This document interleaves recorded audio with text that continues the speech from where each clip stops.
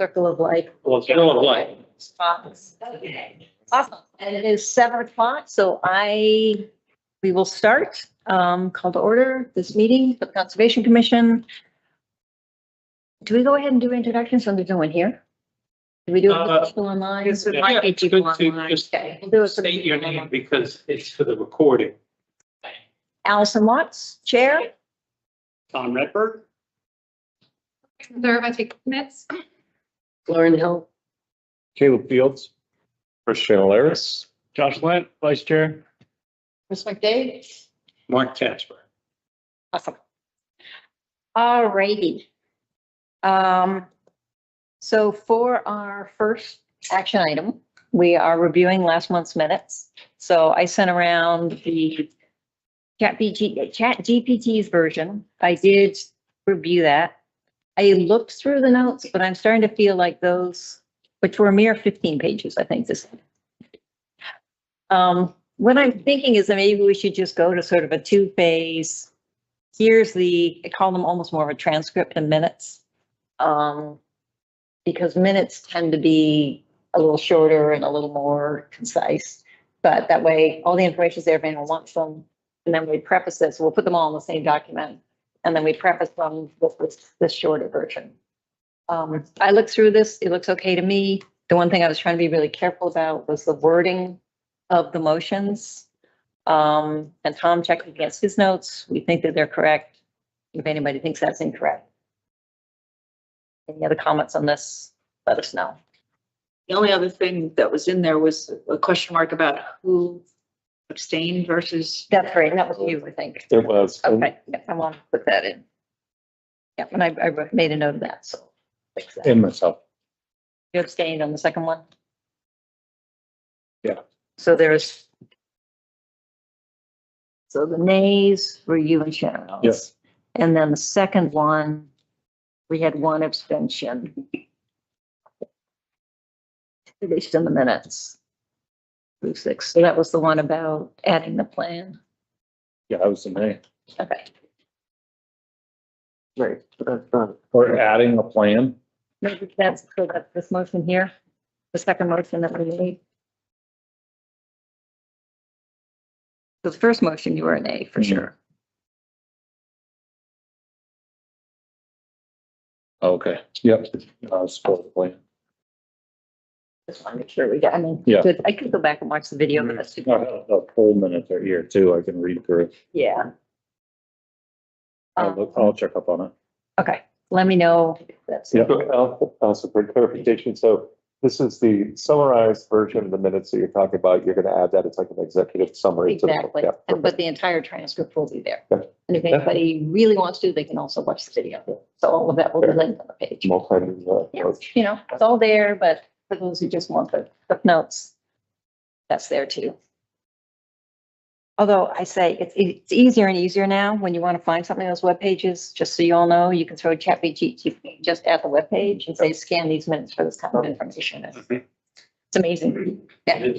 Other question, do we have to approve the November 3rd Yes, minutes we as do. well? Because we didn't approve those last time. We had postponed it to Okay, this meeting. thank you for reminding me. Yes, and I did review those. Same. I did not make a summary. And we postponed the October ones as well. So November We 3rd. did yeah, Then we had We did the the October. closed session in the background. yes. I did not do a summary for that. They were like. Although those shorter. were pretty manageable, I Okay. thought. Yeah. All right. All right, let's go with, I'd like to make a motion to approve the November minute. Sure, that's the right ones. The November minutes with the summary will be attached and the full transcript will be there. Are there any I comments? have to specify the date because there were two November meetings. November 17th, sorry. Yeah. Okay, Second. all right. Discussion? Comment? All in favor? Aye. Opposed? Okay, the November 5th, was it? Third. Okay, I don't have those in front of me, but I did look at them. Does anyone else? I will make a motion that we approve the November 3rd minutes. Second. All right, comment, discussion on that? Okay, all in favor Okay. and opposed? No. Okay, caught up on minutes. Thank you for reminding me about this. So under new business, we have the school safety update. Yes.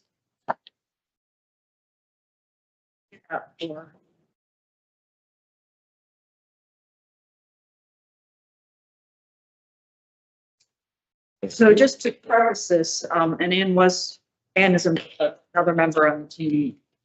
I forget her last name right now, but she can make it today because she's not feeling well. But there's not really a conservation element to this. But what the team is trying to do that put this proposal together is talk to all of the respective committees and planning board and select board and so forth. So Mark, you have seen some of this before, but what happened, just for context, is people may remember from March of last year that there was a ballot initiative that said that the school board was going to pay up to $1 to do this work. And it was kind of like, why are they saying $1? Well, it was because they had put in a dollar amount from an initial effort looking at 2.4 million to improve the flow around the school, because there's concerns from police, safety, parents, et cetera, teachers, principal. So they had done a quick pass at something and had asked for somebody to put a schematic together, and the estimate that was not a formal estimate was about 2.4 million. So in the session that precedes the March ballot, it was decided to change the amount because basically they weren't going to do the work. So people didn't want it for 2.4 million. They didn't want to put it up for a vote. So what the school board decided to do was create a broader committee, and they invited anybody who was interested to participate. So I was one of the people who volunteered. There's 6 or so other people that are, there's the principal of the school, there's a representative from SAU 16, there's a school board member, and then there are several people, some of whom have children in the school and some of whom do not. And so we've now come up with a proposal that will we believe significantly increase the safety of the children around the school as people are going to school and leaving. And will also allow the school to improve their overall paving and traffic flow is the big thing, but also the paving and so forth, which they've been putting off because they were anticipating a project. They wanted to do a holistic project rather than piecemeal, let's pave and then have to destroy some of the paving because we paved something that we don't want paved anymore. So what you see at the top, if you look at the back of the page, is the current flow of the traffic, which is all the way around the school, close by the school. So one of the elements of safety is that in this era of, unfortunately, shootings, which happen all the time nowadays, that the road being right there, right next to the school classrooms is considered a real threat if anybody were ever trying to access the school for a shooting of some type. So they wanted to move the car lane away from that, and that means changing a little bit of the, what's been kind of informal parking. And there are a lot of constraints because you have the firehouse on one side, you've got the fields on the back side, you've got a brand new multi-$1,000 home being constructed on the other side. But we've talked to, all the neighbors and the fire chief and police chief, and we have some feedback from them and so forth. So the bottom is the proposed traffic plan. This is, could be changed, but we had to create a plan to get estimates. In this case, we got 3 different estimates from 3 different companies. None of these estimates are held. Anybody's going to be held to.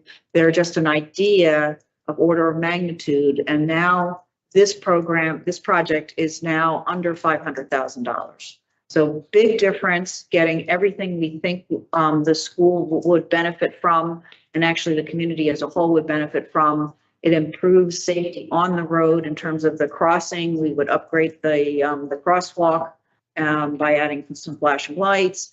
We would have one-way flow so that there's no chance of cars interfering with children. We would put the drop off at the back now, so there's nobody able to access the front of the school, except there will be handicapped parking slots there and access that way. But there's a whole host of improvements. So some of those are listed on the front table. And then some of them are listed with the little blocks in here about how we think it's going to improve it. So this is going to be proposed to go before the town again this March. And if the money were to be approved for a bond to be issued, then the formal proposals would be made by the school board. And that is a school board procedure based on SAU 16. So even though the Newfields Elementary School is its own funder, et cetera, and Newfields funds it, we have to follow the SAU 16 practices, and the practices and guidance from the SAU 16 is that we do not actually get formal proposals and a formal project design until the bond is funded. So that's the proposal, and that's what will be coming. There will be a warrant article coming before for the whole process that goes through January and February to get the warrant article ready for the March vote. So any questions or comments? We're just looking for feedback from this commission. Any questions, anything that I can take back, anything that I can answer right now. And if there is anything that anybody sees as a Conservation Commission concern, I'm happy to bring that back to the team as well. I went from a $2.4 million estimate to 500,000. Crazy. It's impressive. But they were gonna redo that whole lot. Well, right. Okay. It was elaborate. Yeah, it was, Landscape designs and that everything. was like everything Yeah. on and in a very small school. That's a little easier. Yeah, and that was acknowledged and recognized, and that's the reason that we went back and the school board tried a different approach. The school board is fully behind this. They're very happy with this. There's some question, Hobie in particular has asked some questions about why didn't we already deal with the flashing light and so forth? It's like, well, because we want a coherent proposal on a single project. They're expecting the project to be able to be done next summer. Because of the procedure, we won't be able to do it this summer because things won't be ready in time, but get it done over a summer and then everything will be done all at once. And that's the plan right now.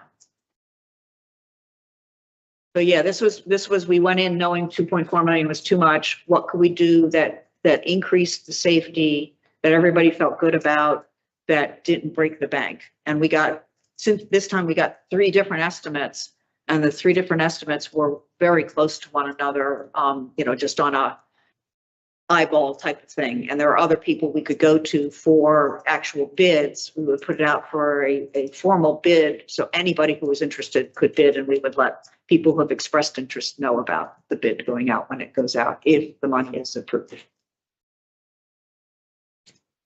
Well, I just want to thank you for putting in the time for doing this, and everybody else on that group. And I think the flow makes way more sense than it does today. My overall thought. Thank you. Okay. If you have any other questions, that come up afterwards, after you take a further look at it, feel free to email me and I'll get it back to the team as well. Because I know it's a lot to absorb, but. No, it's great. I was thinking about that visibility just this morning. I come down that school at 8:30 and the kids are crossing and there's ice on the windscreen. It's always like, this is just crappy. So. And they've already made adjustments. I don't know if you've noticed, but like they put cones up. Yeah. And they've changed. But even if you know it's there, you can't see. They are doing what they can in the short term, very much hoping, the principal is very much hoping that we will approve this because it would really be consistent with the overall school improvement. What's the very next step?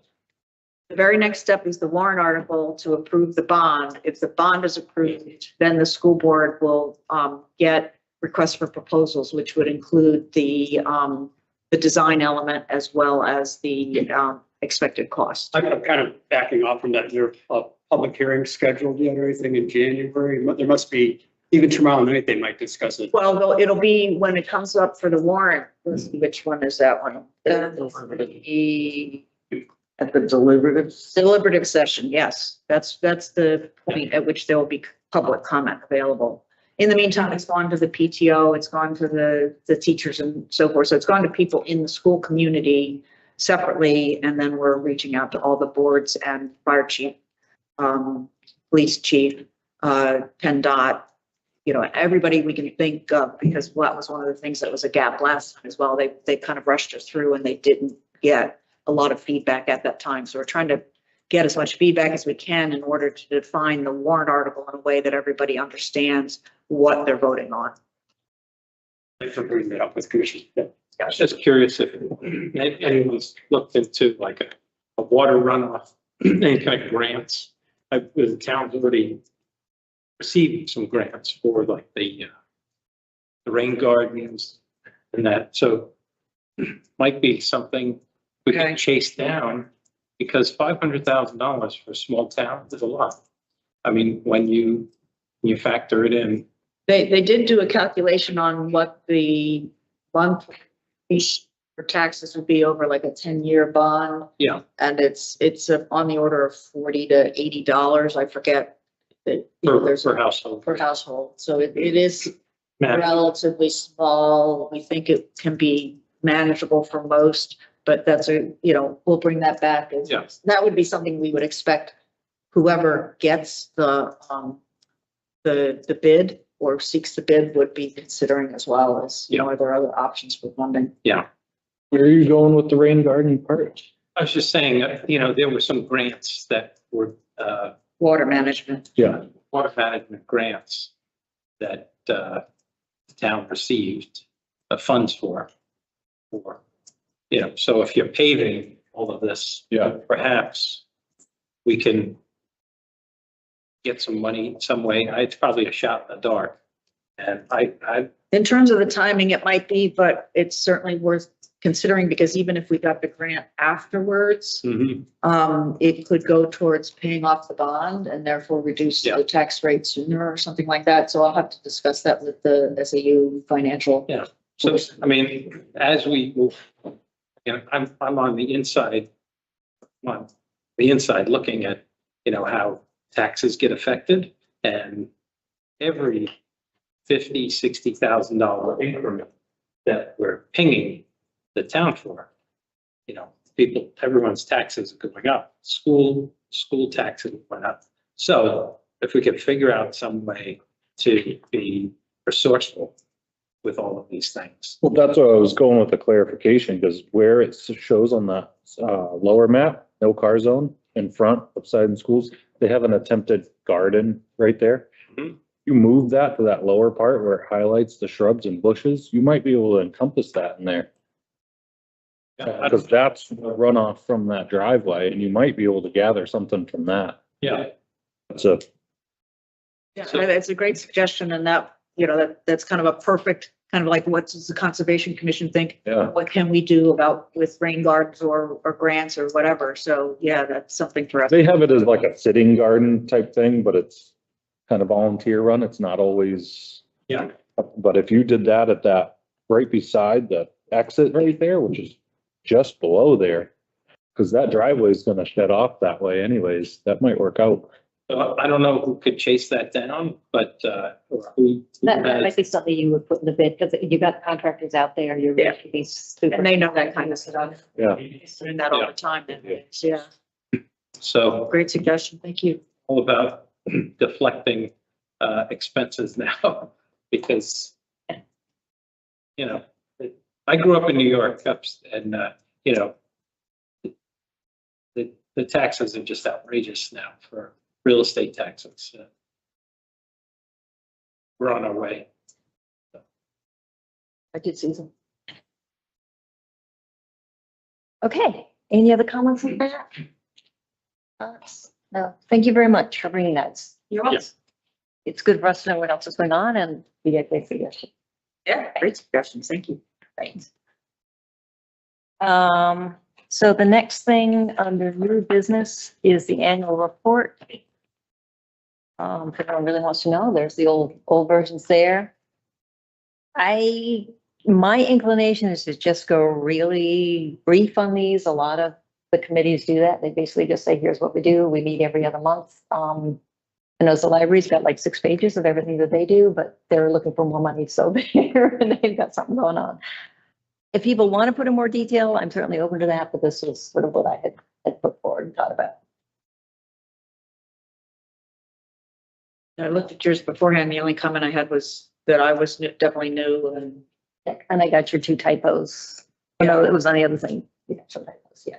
So, so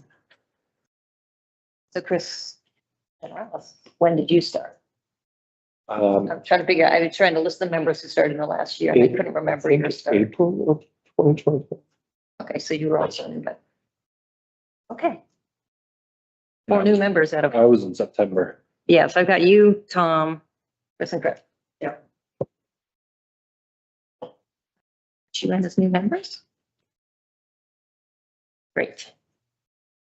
All right, so I'd like a motion. I will make a motion that we accept this draft text with a few amendments, and I will send it in to Isha. It's approved. All right, all in favor? All righty, moving right on. And now we're gonna slow down. Bylaws.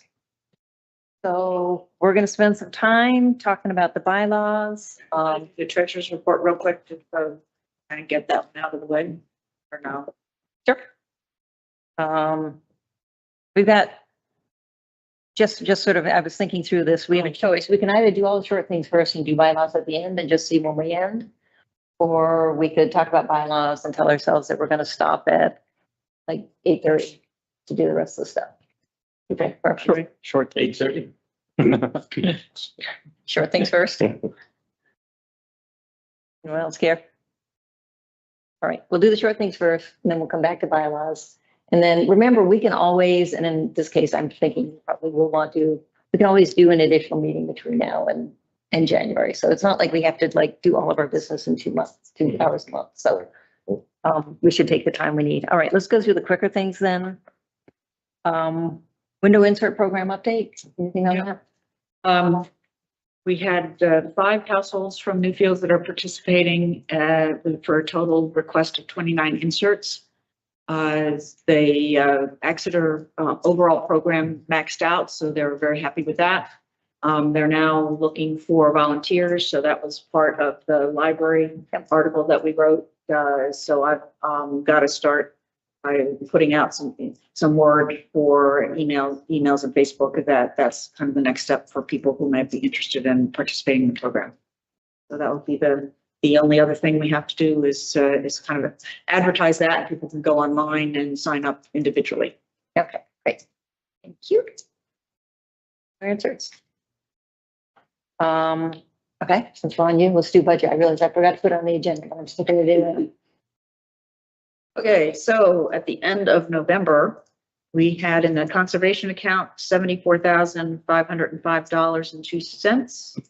And in the current use account, $21,440.13. So the increase in the conservation account was $244.55. And the increase in the current use account was $70.37. And we didn't have any expenses in this month. This past November. Okay, so the way this budget accrues is we used to get, and this comes up on the bylaws too, we used to get 5% of the tax on land that comes out of current use. So that money came to the Conservation Commission, that's that current use account. And just because I think there were some questions, the way, Laura, you can remind me, but my recollection is that funding is completely under the control of the Conservation Commission. So the checks are actually written by the town, but we don't need select board approval. We don't need town approval. That's money that's in our accounts. If we decide as a board that we want to do whatever we do with it, not buying cars, within our mission, then we can do that. The budget that we have from the town is controlled by the select board. So we submit that budget for our operating expenses and the select board approves it, and then it's paid through the town. My recollection, right, is that when the bonds for the Greenway and open space were started, we came to an agreement that we would not receive that 5%. So we have not had that 5% coming into our account for the last 20 years. Is it that long? But those bonds are now over and we will start receiving some of that income. That's right. 2026. What's that? 2026. 2026. How much would that? I have no idea. Like, I don't know how much current use. Whether anybody's selling it. Yeah, I don't know how much is still being, there was a lot because a lot of Runs. have out of use. So could those funds be tapped for things like offsetting costs for like the school? If there was an issue with, water, management or something like that? I think Or that is they, it strictly for? they can be tapped for things that meet the conservation mission. Yeah. We couldn't build a parking lot. But if the Conservation Commission decided that they wanted to fund something, I don't know about stormwater control. I think we'd have to really think about that. But it's generally for land conservation, education. So yeah, that would be something we'd have to think about. Yeah, yeah. But that's a potential. I have no idea how much money that's likely to be coming into this account. But that's a shift in the way our funding's going. I mean, these days, I don't think it's gonna be much because there's not much. Yeah, I don't think that's much. Not very much, yeah. But that said, we have held on to this money for like 20 years. It's probably time to find a good use for it. That's my opinion. Yeah, we have used it. It's a good funding to have when you're doing like an assist. If you have something that's being bought, often the towns will pay for like surveys. But it can certainly be used for education. It can be used for, again, anything in our mission that we think we want to do. So just so we all know that's there. Or if those CSX parcels are cheap enough. Not, I but did submit that. okay, that's Through the portal, which is wonky, but I submitted it up and now I'm also emailed it to a few connections. great. Let's just vote on the budget. So someone other than me make a motion Budget. to approve this budget. And make a motion to approve. Treasury report, not budget. Treasurer's report. Yeah, sorry. All right. Second. Okay, all in favor? Okay. Window insert, so we got CSX parcel because you just told us that. So we've entered that. We wait some reasonable amount of time and then we have to. The one thing I did get back was that there's a fee attributed to an application, the application. I mean, just asking them. Yeah, yeah. It costs us money. They're a railroad. There's no charity there. How much was it? I don't know. It said, well, thank you. We'll get back to you and let you know what the fee will be. Fee. Okay, we got money. It's okay. Huh? Okay. The heat turned off. Oh, And I did reach out to Rails to Trails about the parking situation, Oh, yeah. hoping that like weeks was not, it was. And the arrangement with Rockingham is temporary. And nobody seems to be doing anything about it. walking over there. Working there.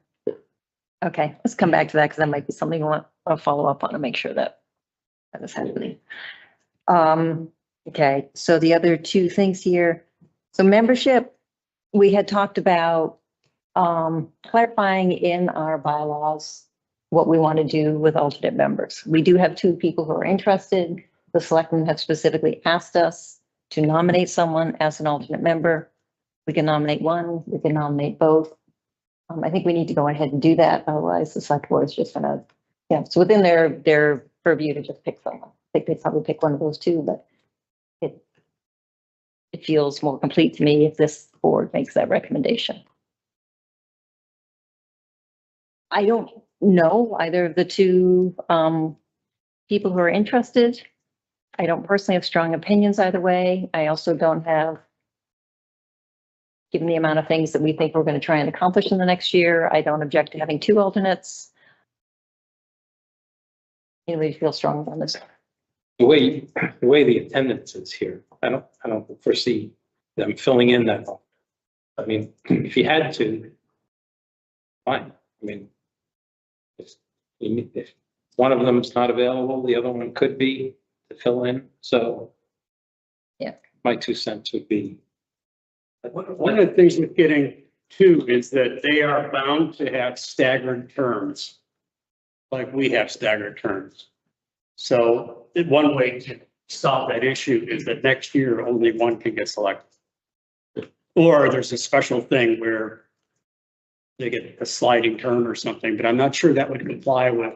I don't With think the, that it has to be like that's- everybody comes once a year because they're 3-year terms. So you get a couple people every, I believe the alternates need to follow the same pattern. They're kind of in their own category. So that would, to me, imply that 1 could be selected next year. Well, and We that's, need to I mean, find if you have an alternate, are they supposed to show up at every meeting in case one of us? yeah, I mean, my vision of alternates is that they are essentially functioning members of the board, except that they don't vote. Right. So they're available to step in. They're also available to be on committees. They're available, their input, they sit on the boards. They sit usually with the board. We need a bigger table. Isn't the minimum requirement 3? We have There's- 7 currently. Oh, for the I board, thought it's yes. listed in the bylaws as 3. Yes, for the board, yes. Yeah. But we can have alternates in addition. Yeah, we're just talking about the alternate. Oh, no, but the minimum, I think. Just saying, as far as voting goes, Just we're ready. Yeah. Do we get letters of intent from any of them? Yep. So it was way back in like September. So we did get The them. woman who sent hers basically said, I'd like to serve. That's all she said. There was more. That was Sabrina Daly. Yeah, So I'm a little concerned about. So Sabrina does have, so she lives on land that's conservation land. So the Daly Eastman, that's the Daly family. And there have been issues with it. And they're, yeah, chronically.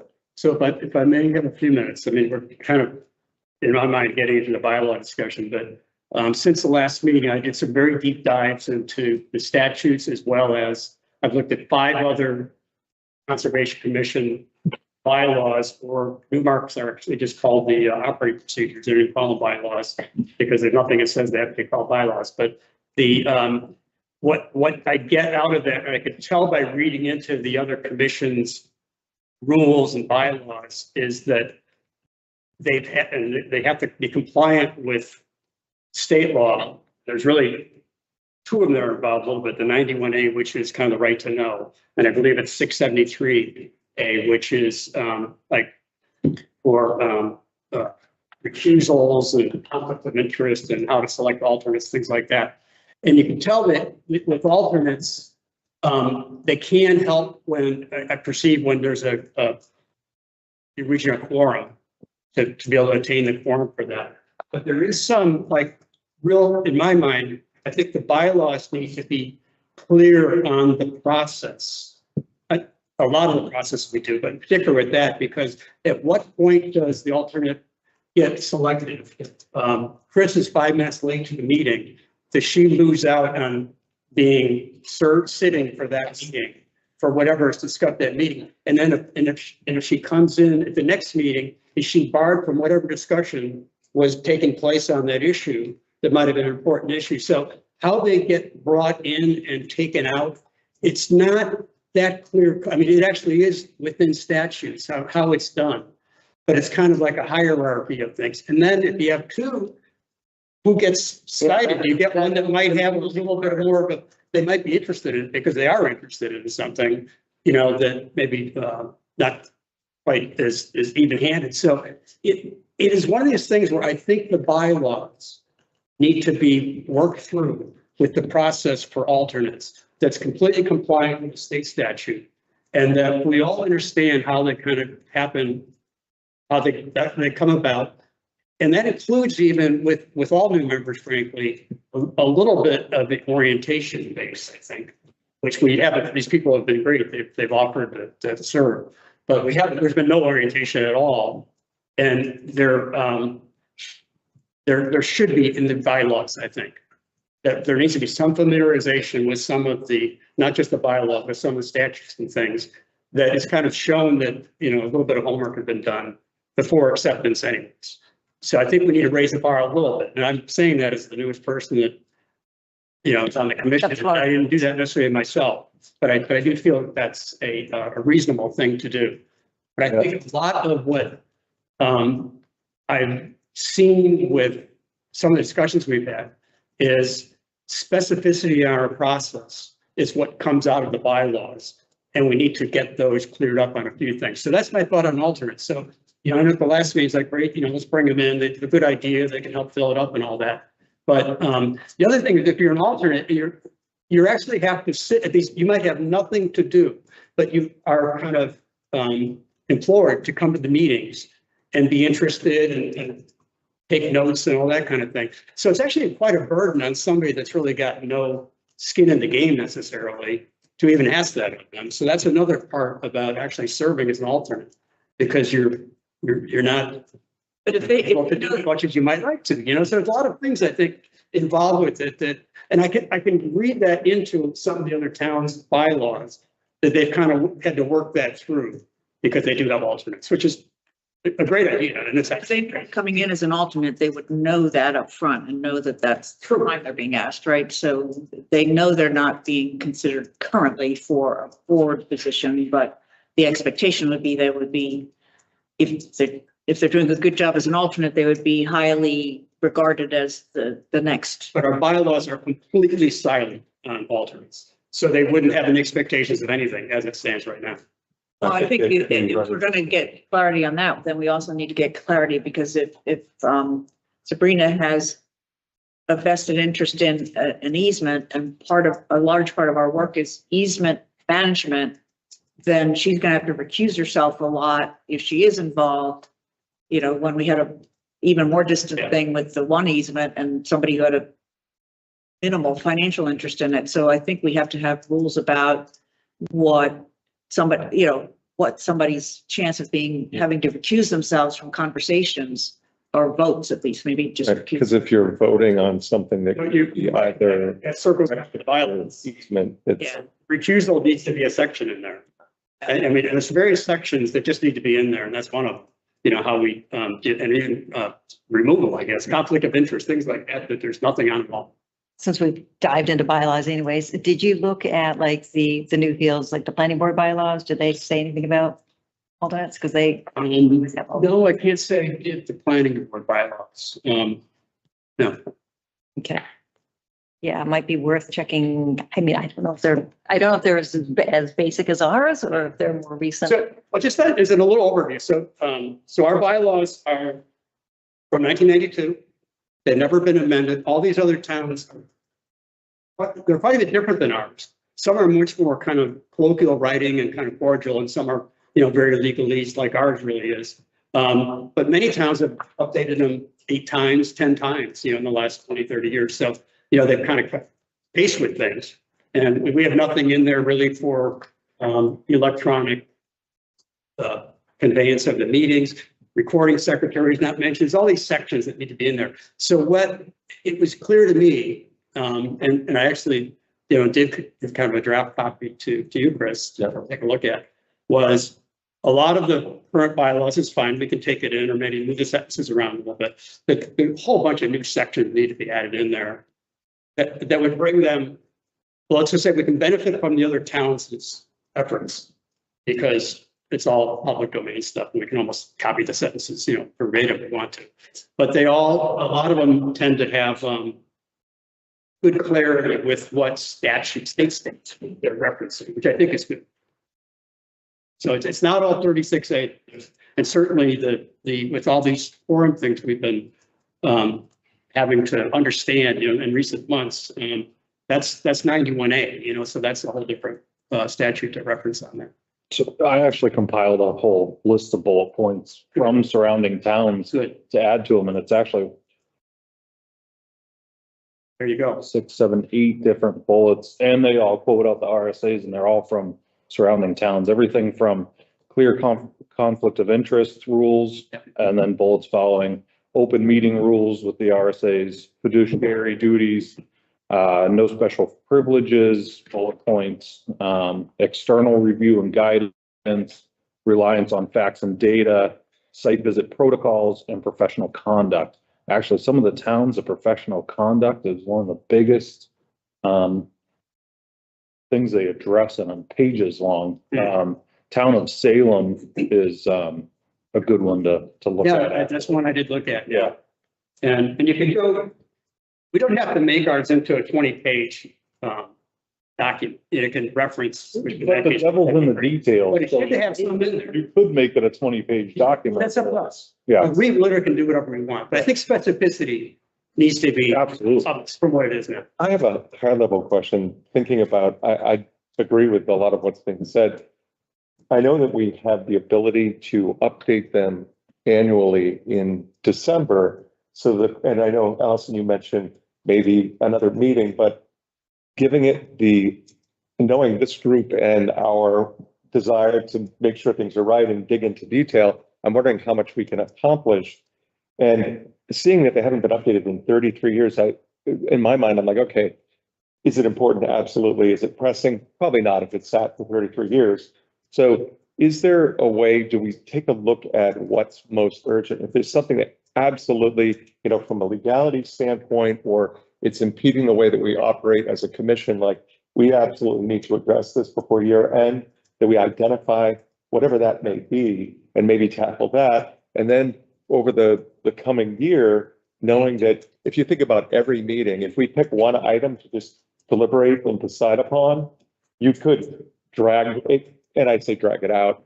I actually think that it's worth contemplating some of these topics and working through them as a group. And you assign one to 1 month's meeting, one to another month's meeting. And then by the time we get to the end of the year, we've actually compiled some bylaws that we're all comfortable with.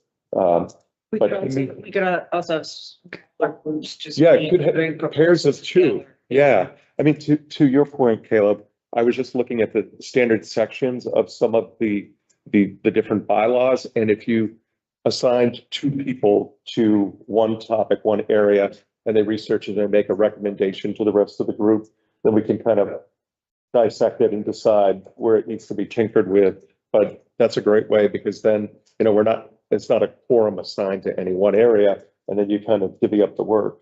So Well, the one- nice part, just point that Tom made, it's so long as we think this is legally true, we think that we can just make a motion to change that one line about only making amendments in December. Yeah, I know, and Tom shared that with me. Yeah, I had some changes to that because I think some of it has to be adjusted. There's some ambiguity in some of it that I think legally has to be changed. But I think you can do You that. could, Yeah. but I think that's true. No other bylaws I saw said anything about that can only be done in December. Yeah. Like, I don't know where that came from. I think it should be infrequent, like if you, Yeah. like, I don't like the idea that every 3 months there's a change in the bylaws at all, but I talked to a couple of people who are directors of a couple of nonprofit boards, and they were saying the reason you do that is for good governance, right? If people hold it and you know that that's the time of year making those decisions, and there's kind of no monkeying around with like, I know Tom's not going to be at this meeting, so we're going to make a decision on, it's really a governance related. And it is a best practice on corporate boards. So, and that's where I tinkered with some of your language, because you want to make it the absolute exception that there's something, I think. So why not, as a one-off, add an extension this year to say, come June 1st, you'll extend that bylaws change June 1st. good idea. And then you have time. You're not recreating, that's what you have. Yeah, I was gonna say, so some of the things like Tom in yours, which was, you did all the heavy lifting. And then I looked through some nonprofits and got some feedback from a couple of directors. there were things in there like approximate or 2/3 or majority vote. It has to be simple majority because we have changing numbers. 2/3 and a majority are different things. But then as far as making it legally sound, you have to put a statement, something like, amendments may also be considered at other times during the calendar year when necessary to ensure compliance with applicable law, town ordinance, or to address matters that materially affect the ability of a conservation commission to carry out its statutory duties. And I think that would be the sort of one-time sort of loophole, if you will, into making this exception. No disagreement. So basically, there could be that, where we rewrite that Right. paragraph, or we do an extension and just. I think you give yourself some breathing room, because do you want to sit here and hammer out, all of the bylaws for this meeting? Well, we won't tonight, but that was the idea, that we would do anything that's essential right now and then work towards next December as an option. So I think there's two different options. One is just keep the December date and work towards that date for next year, or Doesn't have to be June. It could be yeah, a couple of whatever, months out. yeah. I mean, I kind of like that. There are a couple of things that I feel strongly we need to deal with. Tonto. And the rest of this, I think, I'm talking to Yeah, I other think it's a great boards. idea. Yeah. And And I take a can, chunk every month. Yeah. Spread Yeah. I it. can type up I've got a lot of notes with bullets and a lot of it's actually kind of plugged and played from the bigger towns around us. And you've seen, I mean, Salem seems to be like one of the big towns that has a very extensive. So I've got some work on it, Chris, and maybe a committee of us three, and, just to kind of divvy some of the work up, because it's great. We could have 8 people. No, I'll just give you all the That'd bullets. be and you take great, so, I'm happy to help out with that, but I also don't want to exclude anybody if everybody wants to be in on it, but it seems like this is exactly what committees can be doing. And we can be chit chatting and not having, going to 11 o'clock tonight, talking about it the whole. And I think to rush to judgment on some things and actually find that, oh, wait a minute, we missed a step or we have to go back and change it again. I think to do it in a more methodical way makes sense. But to your point, if there's something, and I think that's the intention of something like this, is to, if there is something that's pressing, that you can go ahead. And I don't think it'll be contentious, because ultimately we're just beholden to the state statute. Yeah. And it could be word choice or something, but I don't think the topics are going to be contentious at all. Because we basically. No, but I could see that to the devil's in the details on some of the things. So I think thinking through it and, just making sure that you feel like you've thought all the way through something is And important. like you said, you went to the Newmarket Conservation Commission. We can invite other commissions. They'll come to us. We can go to Yeah. them, so we can Yeah. talk to people about work. So sometimes what's on the website is Right. really different from what they're actually doing, because it didn't work and they're ignoring it. I mean, Right. like, And that doesn't happen. ultimately, it's about the long game, right? We're not looking for quick fixes per se. Yeah. We want to make sure that you put something that's, And like I said earlier, we don't even have to have bylaws. It's not in statute to even have bylaws. But we should. And yet what I think our bylaws should do, or our procedure should do, is to reference other documents that aren't necessary in the bylaws. Because otherwise the bylaws will get really heavy and weighty. But things like mission statement, there could be maybe an annual mission statement. And you just say in the bylaws that the commission may do a mission statement periodically and leave it at that. So is And there, they have a separate document. So Newmarket does that a little bit. They've got different things like how the finances are done could be done on a document that's referenced in the bylaws that keeps the bylaws from just getting too weighty. I think that was my question. Is there a difference between the bylaws and the operating procedures? Or what you're saying, the bylaws can then reference operating could be both. procedures? We're compliant with statute. It doesn't matter what we do. We could make them a big document, or they could be, paragraph, which You is. made the point earlier, there's no orientation. So like when I came on the board, I hit up Sue and said, hey, can I see the bylaws? There's not much in there to tell me direction, rule, et cetera.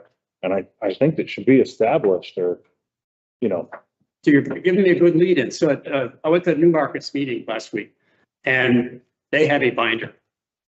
And Ellen emailed, the whole thing is a PDF. And she emailed it to me. And it has interesting things in there, even kind of the founding documents in there, and it's about, I don't know, that thick. It's not like a huge thing, but it's got it in there and included whatever you might want a new member to know about, you can put in there, or that you might need to reference at any given particular meeting, you know, like 36A. You have that in there, and if you bring it to your meeting, then you have, so, that was great. And the whole thing was PDF, and she was happy to share it, and we can take whatever we need from it. Yeah. And so I think I like that. I think that will be one of the goals. And it doesn't necessarily need to be in the bylaws that we have to make a book, but it can be just a procedure for the commission to give a book to every new member that comes in and alternate. I don't understand the difference between the bylaws and the operating procedures. Like, how does that work? Is it changed the same way? Neither are required by the law. We just have to be compliant with the law, with our procedures, how we. We could behave. say Yeah. that we want to strip down bylaws that are pretty straight, you know, that are sort of high level, that we Yeah. only mess with once a year. Right. And that they refer to operating procedures. And those operating procedures could be changed in a more flexible. That's how it's. And all operating procedures. The operating procedures are dictated by the state as far as. But even in the operating procedures to explain, like, when we were kind of scolded for almost doing a quorum, like, hey, I didn't know, But again, Even if it's like- that's something that is relevant. right, that should be in those Law. I operating. mean, that's. And some of the things that you researched, Tom, had things like that in there, like right to know, all kinds of, It's 91A. yeah, all of those details in there about sort of a overall code of conduct or procedural items. So two different documents. One of them, I can't remember whose it is, but Atkinson has some very good ones, by the way. He had a wonderful section on email and replying all and stuff like that. I read, I think it was Atkinson. You know, we can take, we need to. Whole point is always, it's got to be out in the open. For everything, all, you know, and anytime I've kind of questioned it, it's because there are other people that are maybe watching from the outside. And if you have your own little conversation and you say, yeah, we're going to go on this, and, you know, they're saying, well, you didn't let me in on that. So that's why that camera is behind us, behind me. It's got to be out in the open and broadcast to the town, so everyone has that option to. So that would be in the operating procedure book. Josh. So that was the I'd say reason, something. emails or Or he answered. because I've had my hand slapped also. Like, thanks very much, and, you know, I think we should do this. No, has to be during a meeting. And it's changing. Like, I was just wondering, I mean, to me, the ideal form for this is a Google Doc. Everybody puts their stuff in, you edit. I don't know. Is that a meeting? I'm not sure. You know, we could ask, but that's the sort of place where, you know, you can collaboratively work on things, you can Yeah. comment on stuff, but I'm not sure if we're how to do that or not. I mean, Say you're an alternate sitting back right here, you could be reading that folder at home and know, hey, when I jump in, I can do this, this and this and not do this and. Some of the things that I liked about what you were saying, Chris, about dividing up into groups of two is I think some of it, when you're a single person, I think it has to get brought along to a certain degree. And I noticed this with the document that you prepared, Tom, and we had a little bit of conversation on that. If somebody does a lot of the footwork and the background research and you get a section brought up to a certain level where you're saying, you know, took this from Atkinson and this is a best practice or whatever, and then the group reviews it and comments, I feel like two people dedicated to an area and doing that footwork could progress something further than everyone kind of having at a document first run. Just my thinking. But then I think that makes sense because you want the group's feedback and But you and they'll- want that a little further along. You don't Yeah, want everybody's. but then the question is, to your point, is the legality or appropriateness of Right. letting, because to some degree, that's a, That's a committee. I mean, Yeah. and we're allowed to. that's true. Yes, No, but it's gotta stay to a couple until we get back here to discuss it. but no, I think, and this is something else we need to clarify, because I was wondering, but I think if you have a committee of 3 people, I mean, you can meet. I believe it should be noticed. I think Should be what? I think Noticed. a committee, committee meeting should probably be noticed. And again, I'm not sure what other towns are doing, but that feels to me like the sort of thing you're supposed And to. I'm not going to speak like an attorney, but in the 91A, the way I read it was you have to be able to have some teamwork and meet and get some things done.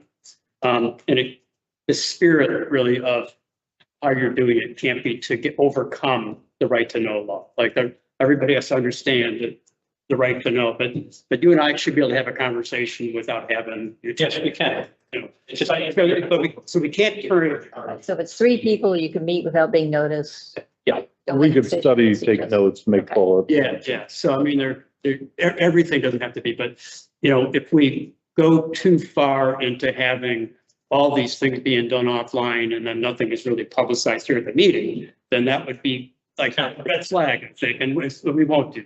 I don't think that's. It's not like you're voting on things. Yeah. That's it.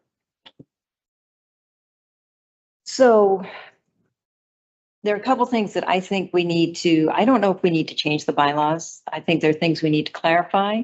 And we can decide if we actually want to hammer out language for the bylaws now for that, or if we just want to talk about it. But the 2 things that have come up that I think we need clarification on are the rule and the selectmen's rep.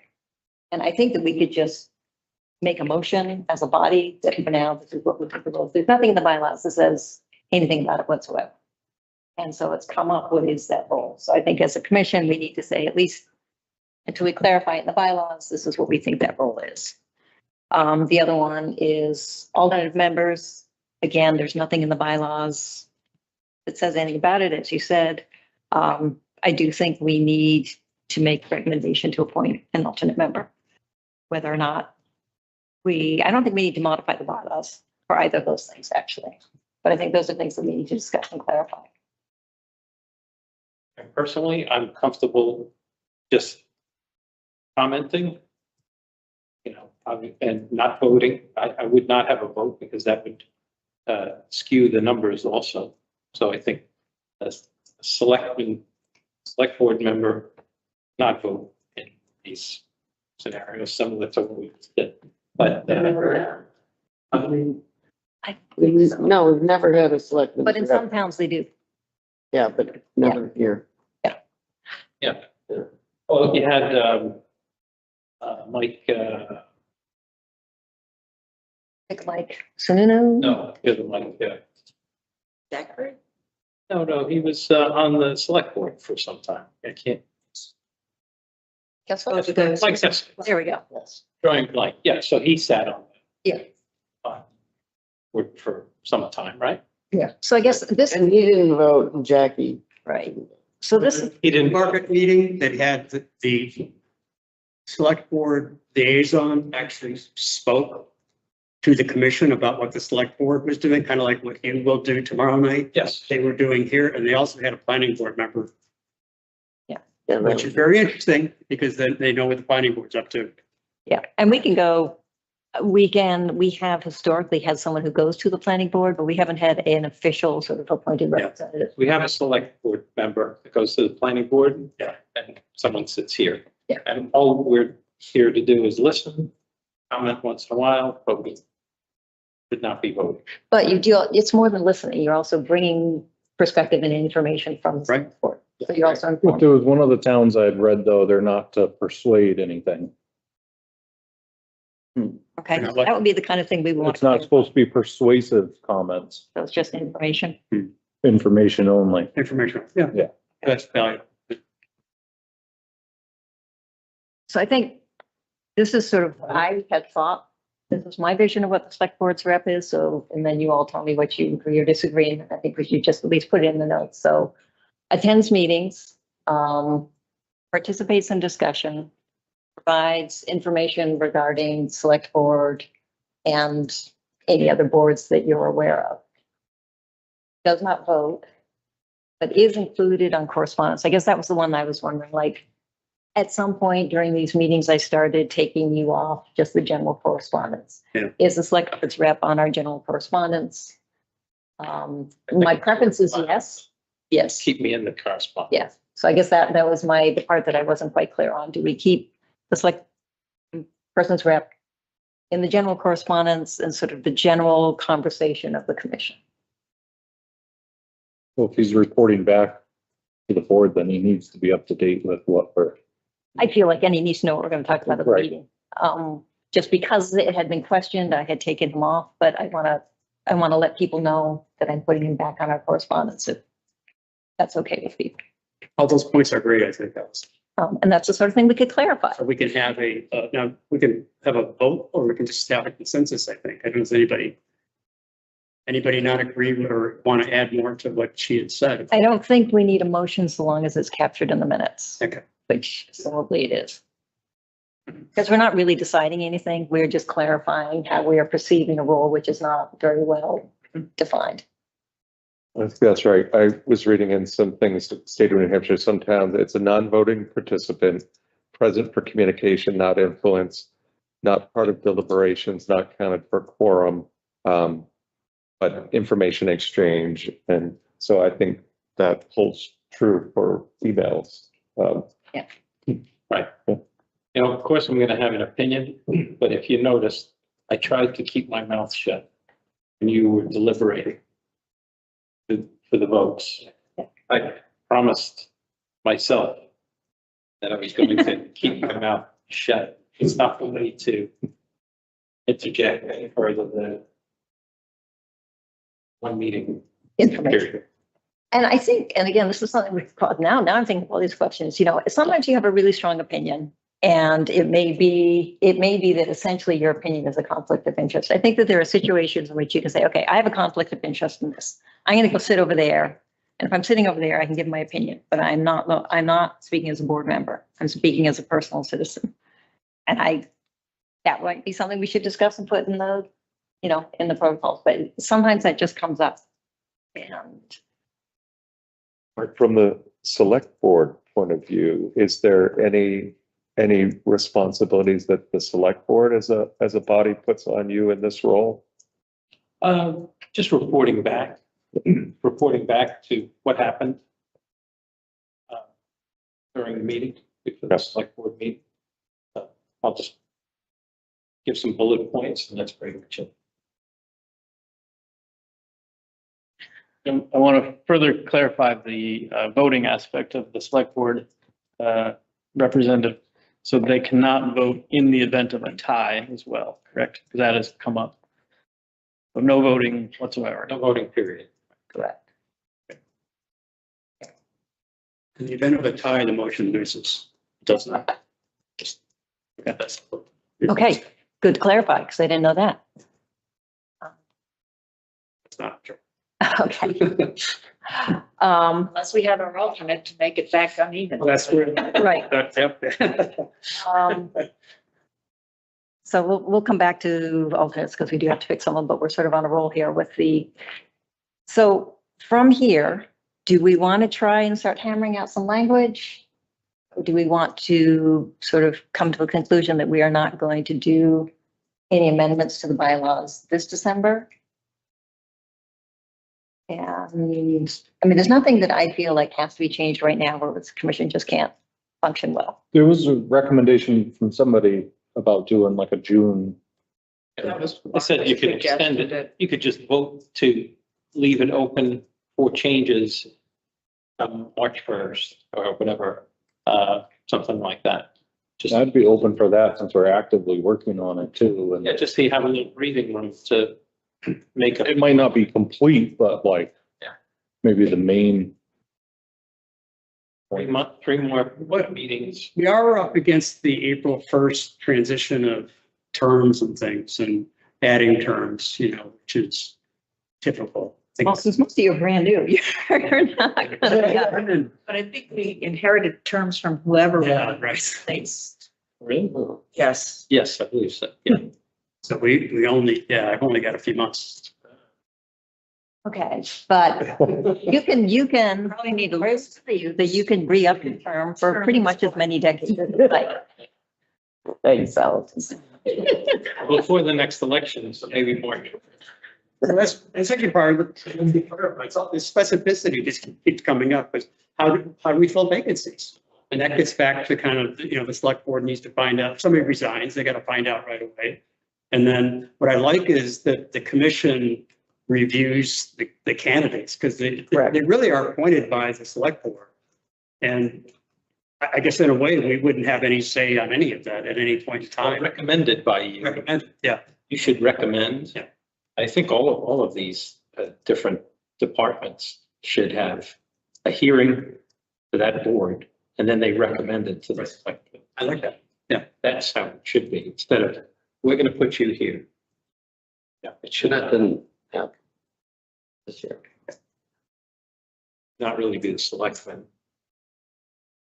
They- Choose from the get-go. Should be. Are we like what I've seen in other, we have April 1st term switch over, right? For those that are expiring. Yeah, so that's. So that kind of ties into maybe getting the bylaws done by the select board meeting. Or he's dealing with membership and alternates. Yeah, I just don't think we're gonna get all of this done in 3 months. We got to get through the easement reports and a bunch of. Well, if a couple of us can get together on the side and work it out and then bring each month, preliminary, here, we got this far.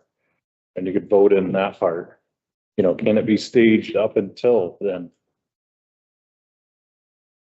Like I said, I have, That's practice though that Chris was talking about in terms of having, not allowing it to be changed constantly. Except that couldn't we say, we vote that we will incorporate these into the bylaws, and then basically line them all up. So we're not actually changing the bylaws. We're saying, this is the change we're gonna, this is the change we're gonna make. And then you say, okay, now we're revising the bylaws. yeah, so like I'm saying, I have like 8, 9 bullets. So let's say a couple of us get together and we can bring everybody next month, here's the bullets. And we can agree to bring those in, but then the next month we've got 3 more, the next month 3 more, until we finally get to a, Coalesce. yeah, Put together. if we did that. That's what I'm asking you, because I basically I did some bullets and I made, the 3 sentences that covered them. Somewhat That's exactly what mine is. And they all, a lot of them reference the state statute, which is, where we need to go. The section on vacancy and appointments. It was just, so I don't think it's that monumental of a task to do. No. I don't think it's contentious. I had some feedback for you that I sent you. I know that you were dealing with projectile vomiting children. But I think it's in fairly good shape. And I think if that was one that we wanted to tackle at the, before the end of the month, I don't know what timing is like as far as people's schedules to reconvene to vote on that. But I think, to your point, it's fairly, you did quite a bit of footwork, and it seems to be taken from established missions and boards. So it just would be just tinkering. I think it would be pretty close that it could be presented to this group if we wanted to make that one change in December. We could make that one change. What one change? So it's on, Tom pulled together some language from other bylaws on how commissions should deal with vacancies and appointments, a process for that, and the bylaws that Okay. was pretty solid. I had a few changes, but we could probably clean that up and then it could be something. But because like one section, Salem was great, and I kind of borrowed everything from that. And another section, maybe Atkinson's was great. Wolfboro, Litchfield, so it is. We're getting confused because Chris is talking about one particular section and saying you had some wording that he commented on, and he wants to talk about that being approved in December. And if it's just that, it's like, well, just read us Right, why don't we just, section, let's agree to it today and we're done. Yep. And then we agree on how we're going to handle all the other sections in the coming year. But every time he says that, you go on to, well, let's do this and let's do this. And I'm like, Okay. no, wait a minute, like, that's not what I'm hearing. And that's, He's got a lot of passion for I it. get what you're doing, but what he's doing is creating a timeline so we can do all the stuff I'm talking about, and you're talking about it too. yeah, but you're not, when you respond, Tom, you're ignoring the timeline and putting it all back on like, well, then there's this great idea from here and there's this great idea from here. So unless you're talking about all these great ideas about that one topic. Just so you know, there actually is a fully written new bylaws that I gave him in email. Okay. It's the whole thing. Well, but I wouldn't even dare to like say we should move on it until I see your wants and stuff like that. It's a lot. If we need to get. Well, can we deal with the membership issue tonight? Vacancy. So I think all we need to vote on tonight really is when we're gonna hold ourselves in the new one. And it could be next December, kind of as Allison, is suggesting a little bit that we just make a move, make an effort to get it done by next year. We don't even have to vote on that because, I mean, unless The way we're, it is. yeah, we don't have to vote on that because that's the way it is. Yeah. So the, Just saying, are we gonna deal with the membership and the alternate issue now? Yeah, I don't think, I personally think that could be yours too. No, I'm saying like tonight, are we gonna deal with the membership and the alternate? so the example. I think it should be with the December deadline to change the bylaws so that we can have a little latitude to read the language and vote on it in February or something. So what if we change the language to say no more than annually? So we don't put a date on it. We say no more than every 12 months. Yeah, And we deal with it whenever we want to, and then we have another When we're 12 ready. months for next round. yeah, I agree. That works. And if we've got it ready, I'm throwing myself in there with you. If we've got it ready by April. Yeah. and then we- I mean, you could send that to everyone, the bylaws, so you could look at it independently. And then this way you can come back to it next meeting. The reason I didn't really is getting into some of that kind of right to know stuff. So we have, really, we should be limited in kind of our deliberation and discussion back and forth on email on a document. But I think, I You think. can send it to Sue. You send it to Sue, she just disseminates it out. Yeah, do we have a subcommittee of 3 people who want to work on this? Yeah, I'll work on it. I've got some extensive notes on it. You're nominated. We've been going back and forth with things already. So if you're a subcommittee of 3 and you can start on this process and you are empowered to tag other people and say, yo, you guys work on this section. And then tonight, Have an extension and finalize. Well, I like Allison's suggestion of not more than annually, and then the subcommittee can come up with a plan to propose to us about what's going to be covered when and when we're going to be done, and when we're going to update the bylaws in I'm 2026. rethinking that because it has to be, can't be not more than annually because then we're stuck with next December. Right. Yeah. It's gonna be So not more than once in, a calendar year. yeah. So we can do it now, we can do it in January if we want to. Right, Yeah, right. once in a calendar year. So why are we limiting it to once per year? That's what it is right now, actually. Well, Yeah. But But it's, again, right now it's specifically December most, and nothing's happening for December. So they're looking to move Yeah. it. So one thing we could do is it's December, we can update the bylaws. And we could say something like, these bylaws may be amended by a 2/3 vote of the appointed members, provided the proposed amendment has been presented in writing at a prior meeting. So that sort of takes care of the surprise, I made a change while you were on vacation deal. And it doesn't limit us to waiting once per year. I think that's a bad constraint. So you're suggesting amend the bylaws Tonight. tonight Yeah. to include that instead of the December. Yeah, and then we can just do whatever we want, as long as we give a month's notice. Does that wording encapsulate the whole thing?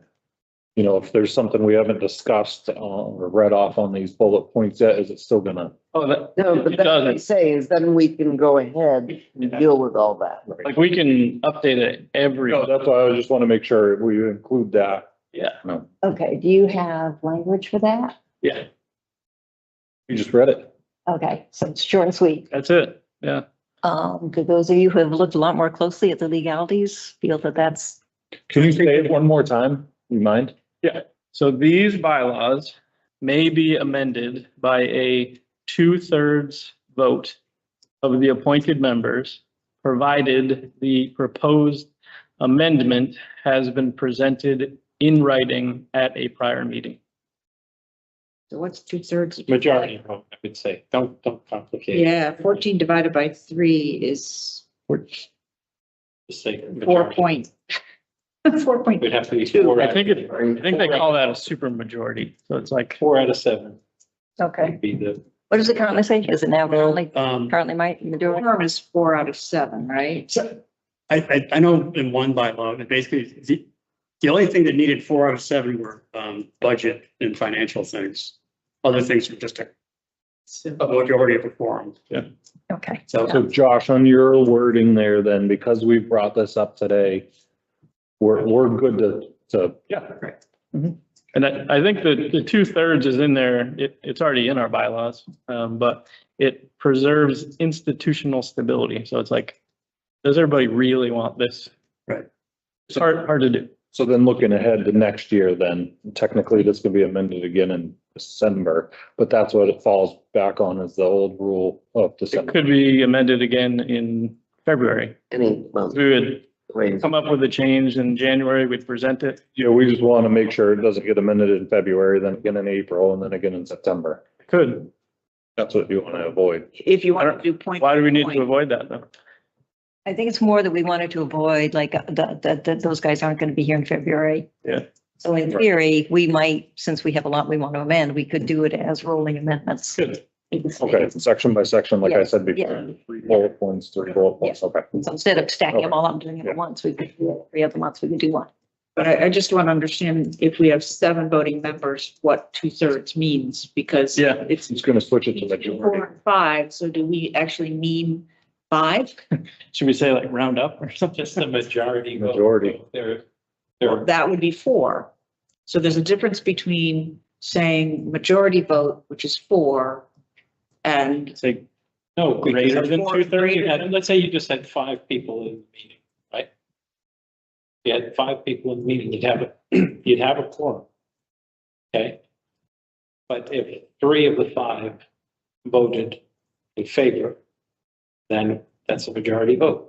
So what? right, one thing and that's- it's not that's more- 2/3, Josh, so that's a problem. So the way this word is sometimes is majority of the entire whole commission, so Right. even if they're not present. Oh. So then you just can't have that vote if you've only got. If you're not present, you're not voting. right, Oh, you it's don't good. have enough people present, you can't. Yeah, our bylaws say 2/3 of its membership. Which is the entire commission, I think. Yeah. So that's where an alternate can come in if you haven't got that 7th. It's up to you. I'm just. I think the only change I would add to that, to Caleb's point, is I think for governance sake, I don't think you want to be changing things every month. I think you have to add a caveat of something like emergency or compliance driven changes. I think there has to be some kind of deterrent in there because otherwise, we I could, don't think it's a bad idea to just have a finite date, like in December, but for now, you hash it out. I think we have an Next 3 unusual months. circumstance right now where 33 years. People don't seem to be that excited, they're probably not gonna change them every month.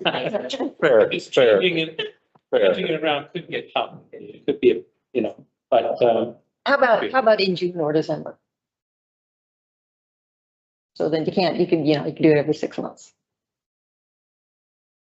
And you may be hashing out. Yeah, and I think the incentive or the driver right now is that we haven't updated them in 33 years. It's- Yeah, I mean, what if we screw up? And then we have to update it. And we have to change it. Like, And it's on the other towns that we have to wait 6 months to change it because Okay, so read it to me again, Josh, as it says. these bylaws may be amended by a 2/3 vote of the appointed members, provided the proposed amendment has been presented in writing at a prior meeting. I think you have to go with the majority of the appointed Yeah. members because of Okay. the 7 people. Sure. as long as everybody's comfortable that it's 4 members, not 5. And I think, I get, but we can always, the way this is written, after we've thought about it a little bit, if we think it's a problem, we can go back to saying it's once a year. So I think that covers what we need to do in order to be able to move forward in a more Sure. careful, judicious manner. Like Tom says, this isn't anything contentious. This is, Yeah. this isn't. It's just that once you've done It's it, just- you don't really want to have to do it What again. section is it in the current ones? Because we should reference that. where it says the December, I don't have. It's under amendments, section 4. So just- Could you make a motion for that, Josh? Sure. So I make a motion to, change the bylaws, specifically the amendment section under, the amendment subsection under the organization section 4. So the current bylaw states amendments to these bylaws may be made annually in December by a majority vote of the commission, which shall be approximately 2/3 of its membership. So my motion is to strike that language and insert, it's a long motion. These bylaws may be amended by a majority vote of the appointed members, provided the proposed amendment has been presented in writing at a prior meeting. Second. All right, excellent. Any more discussion or comment on that? Okay, it just basically gives us time to get this right. And I'll update the Google Doc, so this is in writing too. You'll have it, but. Okay, thank you. All right, all in favor? Uh, Aye. Okay. So you 3 members of the committee, thank you so much for volunteering to do this, because frankly, this is not my thing. And I'm really, really glad you guys are here to do this. I'm in academia. We just wave our arms and do stuff. So do you want to, you can sort of work together, set the schedule. I would ask you to kind of CC me just on anything. I don't need to know your general, like, are we going to meet on Tuesday stuff, but anything, any documents that you're working on.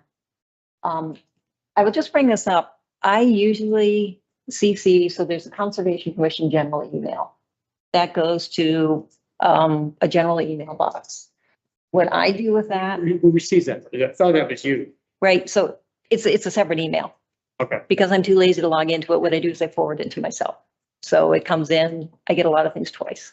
Does it go elsewhere too, or is it? No. No. But it's available, you know, if Sue wants to read it, or probably Selectman can read it, I don't know.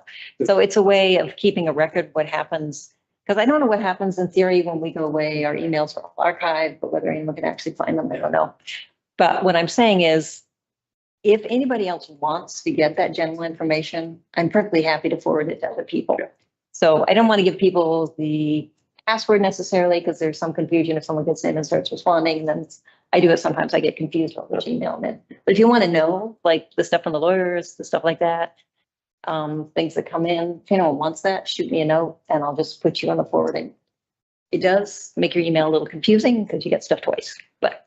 So as far as this process, with anything that we think you should know about as we go along in the process, should we CC your Just- Allison Just or see the general conservation, general, because okay. I'll get it anyways, and that way I'm not getting it twice, and also that way it's in the general record. got it? Yeah. Okay. Okay, great.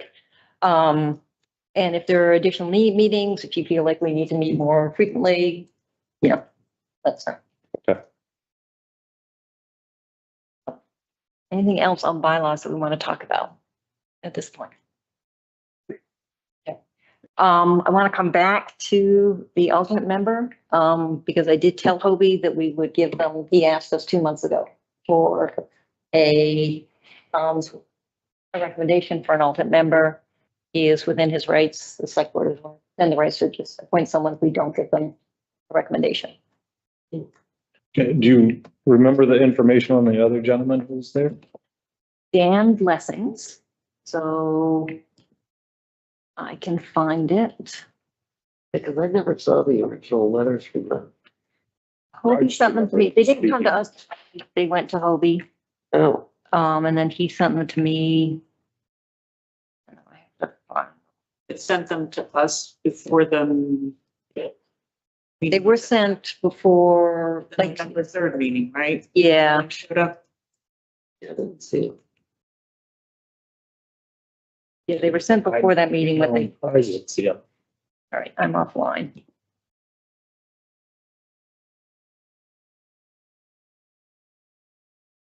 Dan Flemings. What's It's gonna be once in. Lemmings? Dan Flemings. Fleming?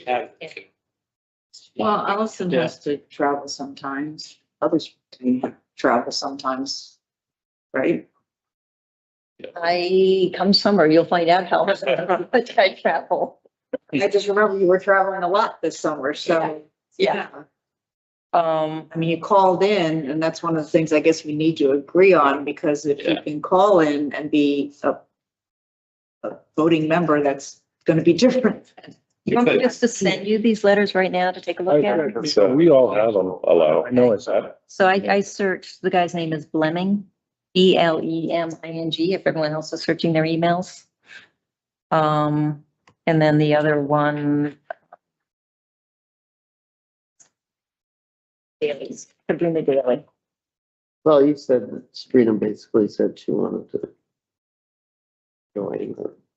She sent a letter. I mean, it said, it didn't have a lot of detail. She's been in town a long, I think her main point is she's been in town a long time. She owns conservation land, so it's true that there is some, she has a perspective that we don't have. On the other hand, there are also potential conflicts, both with her owning land that we are managing the easement. And there were conflicts with the Vernons because they farmed some of their chickens over her land. Well, also the issue of public access. And we have had, questions about their easement. Dan Flemings also has land in conservation too. Well, his property is adjacent to that. Yeah, he does. It's not his. It says he has 5 acres. Oh, maybe. Yeah, and I think this is where we had that conversation about how come we don't even know what's conservation. Well, because that property Not all conservation. behind him. Yeah. Was when, not Runaway, it's the one across the street. I think the issue is that not all conservation easements are given to us. Oh, a lot of them aren't. Yeah. Right, so there are. For instance, all around Partridge Hill, everybody's property in the back. Everybody's scrudgy little wetland that you can't reach. Right, Yeah. exactly. Yeah. Like Scanlon, same thing. Yeah. Even though the guy bulldozed through it. Right. So, I think a lot of property that Dan is talking about is that property that's associated with the other neighborhood. Yeah, but it is not. And it's wet, it's all wet. Us in the sense that we don't manage that. There's not any. We don't manage. Maybe No, that's a recommendation. But we do manage the one, The daily one. the daily one. yeah. And I think that if we're going to deal with an alternate, we should start with this one. Because we don't know. I mean, who decides who gets to vote and stuff, So I think we need to nominate one. Yeah, I agree with one, and if we do have 2, stagger them year by year. Because we gotta figure out the rules. And you'd probably have maybe a primary alternate and a secondary alternate, just, Might just be seniority. yeah. And I think that, so the select board is looking for a recommendation on an alternate, that we make that. I think simultaneously, we could probably fast track some of the language and the bylaws about alternates. And I know you did quite a bit of research on that, but that could be happening at the same time. First meeting would be in a month. And both of them have come to meetings, so they have been at meetings. Discuss the idea of having the alternate one or two or specific people. And have you seen have they written any? CD or document? Yeah, so they did. I'm sorry, you don't have your computer because you had to come. So yeah, they did send us letters. It was a couple months ago, so it's kind of. And then both of them also came. And they did Yeah. both come and they introduced themselves when we were in the little room. They both introduced themselves. That's Dan. Tap the screen to keep it. Yeah, okay. That's what we got. Okay, so I had seen those. Yeah. Yeah. And bylaws, but because you're an alternate, doesn't necessarily mean you're going to become a full member. I think you could probably fail alternateness and, you know, if it doesn't work out, it's a chance for the committee to get to know the person and for the person to get to know the committee. And when an opening comes up, generally, that has been filled by an alternate, but it doesn't have to be. The urgency is great enough right now that we shouldn't actually clarify what Chris is saying about how they get brought in and the use, and if somebody recuses themselves and they get, you know. Well, the select board is. Important to get that. The urgency from the select board is. There is no urgency. That's, the urgency is what they're going to do if they're not, Because of what happened this year. Sorry. I think that Because of we, what happened this year. so I think we need to make this recommendation. Toby was pushing for it. I told him we would make it. I guess I would be leaning towards Dan Blemmings. Does anyone have other opinions? I would also. I would too, and I think we can explain to the other woman that it, you know, we're going to hash out the expectations, and because of her potential conflicts of interest, you know, we may be adding another one and we'll sort that out. Okay. I mean, her favorite was she was a very long-term resident. Yeah. Right, there's. Yeah. Different pros and cons and not be hard on anybody. I'm going to go ahead and make a motion that we recommend, because we don't do this ourselves, we recommend that the select board appoint Dan Blemmings as an alternate. I second. Okay, discussion on that, And there being one alternate? one alternate. For now. Just To start. Okay, all in favor? Right. Okay, I will also contact him and make sure he still wants to. My fault. You You're abstaining. Okay, so we have one abstain. All right, thank you. So we have on our agenda, the last thing I just wanted to cover fairly quickly, hopefully, is easements. So, we have not had any new easement reports on our easements. We did get, and I think Sue sent us, we got the report for the, Roosevelt. what's that? Okay. I always want to say burn, but yeah, Yeah. okay, Roosevelt. I don't remember ever getting that before, Well, but I have, it's a courtesy. Okay, so it's a courtesy. We don't monitor that itself. it's like when they do Hilton. Yeah, so we got the Hilton one too. So that's just a courtesy that we got that. Wasn't sure what to make of it. It was a little, Matter. It was like, not a lot there. no, Well, and I think they've decided that they don't, well, and we had this discussion, they don't do every easement every year. I think they look at the aerial So- pictures. Yeah, and so they do the photos and talk to the landowner, are there gonna be any changes, da, da, da. There was some talk last year that they were gonna sell, but I guess he was saying they're not. Well, in the year before, they were out there a lot for the beaver issues too. That's right. Yeah. Okay, so I met with, our monitoring and, sorry, her name is Ariana, Ariana. I met with Ariana at Vernon's 2 weeks ago, I think. And we did the walk around the property. I know. It was yesterday. So we did that. We don't have the report on that. A couple of things that came up. One of which is that some of the corner markings on that property are not really well marked.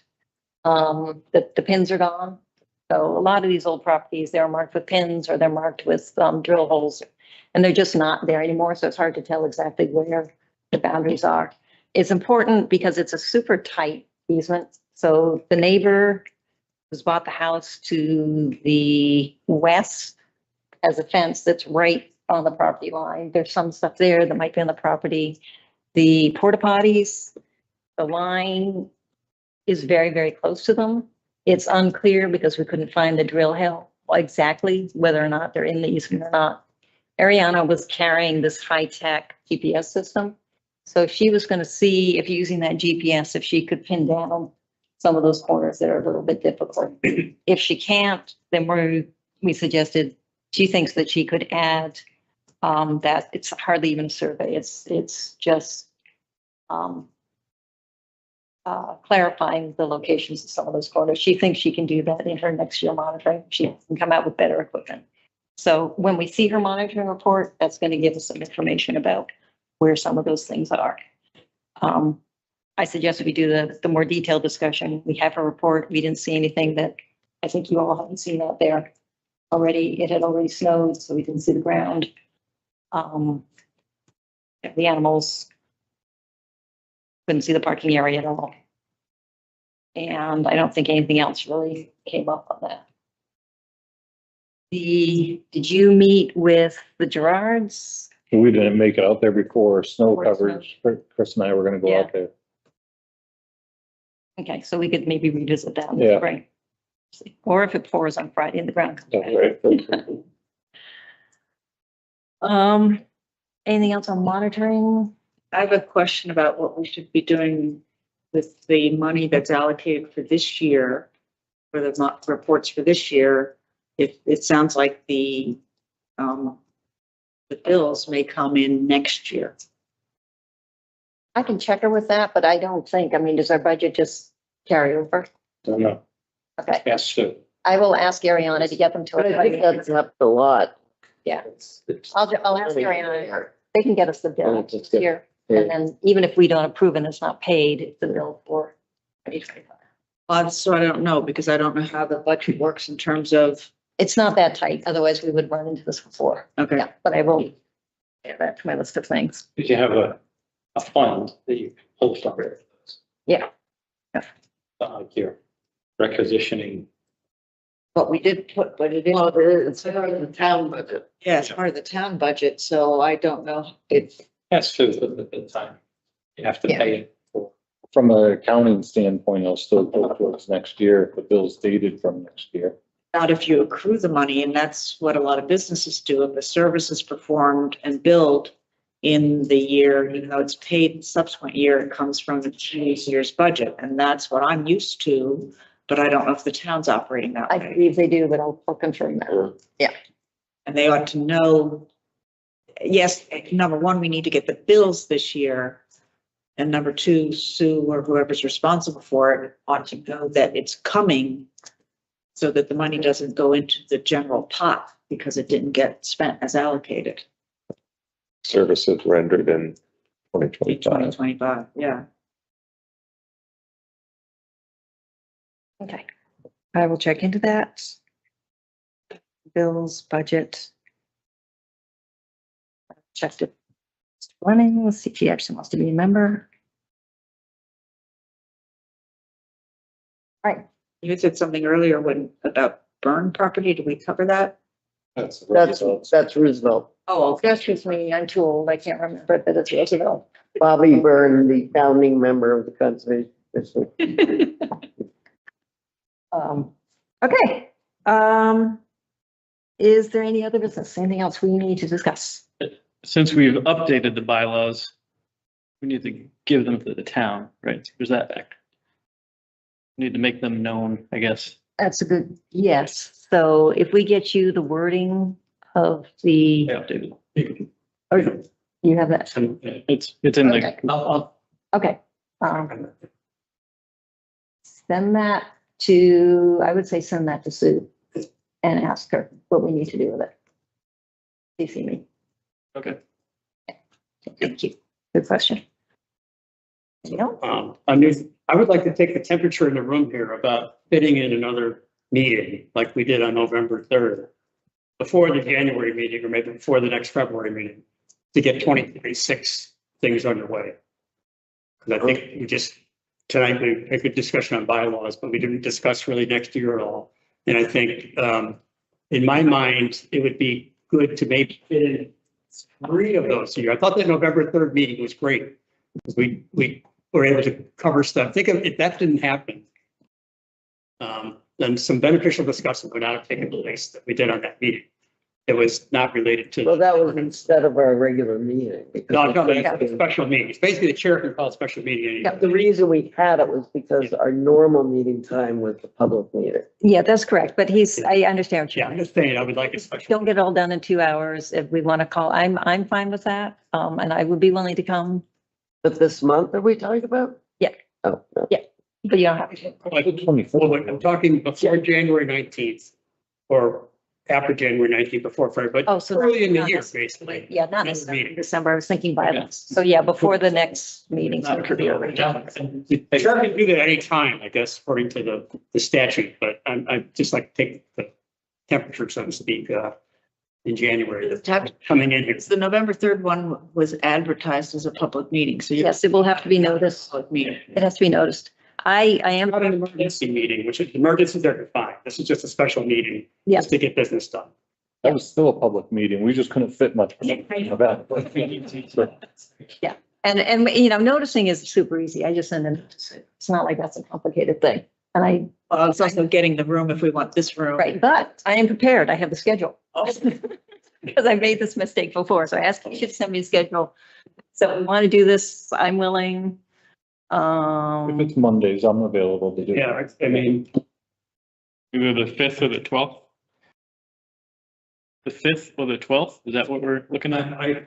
I'm just throwing it out there, so. I could, I'm, When would our regular meeting be? The 19th? so the 5th or the 12th. And Probably the week before the 19th. okay, I'm not as good as I thought. I only had the December. You have access to the town hall calendar Yeah, I believe so. through your special select person powers? I mean, I could ask Sue. Okay, I can ask Sue too. No, I meant you have it right here in front of you. Pick a date, but no. So January 5 or 12, those are both Mondays? Yep. Do people care? Okay. I'll check with Sue tomorrow.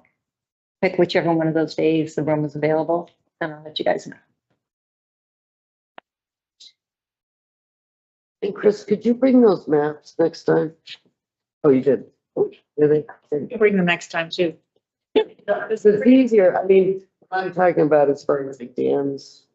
Yeah, it's a lot easier to have a map where you can. Yeah, because Tom and I took a quick, Because it's all on. we're talking about bylaws and mission, and like, what are we going to accomplish and what are we doing with our memberships and so forth. And like the one membership that I'd asked about originally, where there was going to be a grant, that grant was targeted to talk to homeowners who might have property that would join other properties if they gave. Yeah, I an remember easement. Right? Well, I didn't get the information in time to do anything, but it looks like something we probably do annually. And so it would be the type of thing that if we looked at the easements and where they are, Tom and I took a quick look and said, oh, look at, like, there's this one property right here between these two that would really help create a corridor. And we figured that Lori or somebody else that's been on might know who the property owner is and, might know about whether that's been approached or not and whether it's productive or not. But it's that kind of thing about, if we want to create more corridors or do more about water, and some recommendations that came that are on these maps that from the Conservancy, National Nature Services. Nature Conservancy, Mhm. They did the maps, but Rockingham Planning Commission. yeah, so they did them and they've got locations that are potential flood zones or buffer zones they would like to conserve and stuff like that. So there's a lot of information on the maps. They're not up to date. Tom's pointed out something else, but if we have energy as a commission to do something like that or get a subcommittee and then, apply for grants and so forth, Yeah. then that's the type of thing that we were thinking about. Fish and Game is really up on that stuff. They've got a lot of that mapped out for the whole, I'm not surprised, but I'm happy to see that they've got a lot of that, determined, where the special corridors are and things like that. So I don't know specificity, but I would like to, throw out there to invite Fish and Game representatives to talk about it. Some, in the next 3 or 4 months.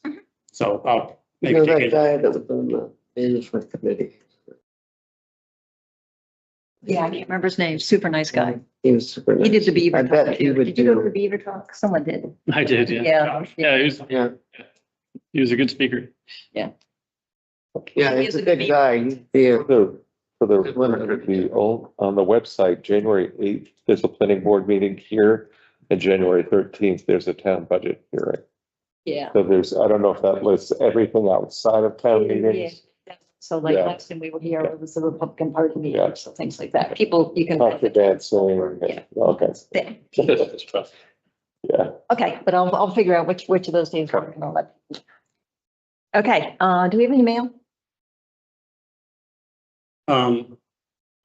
I wasn't able to make it home, as I told you previously, I Okay. don't have it here. Okay, We had one letter after the last meeting did you that was referring, get it all? I had it, Was um, was it public comment on the Vernon? it was related to the vote and some displeasure Okay, in the outcome of. it's helpful if you take a picture and snap it. Okay. And then I can put it in the files, so we'll have it. Okay. All right, nothing else going on? I make a motion, we adjourn at 8:45. On favor? Aye. I haven't gotten out of here. Thanks, everybody. Thank you.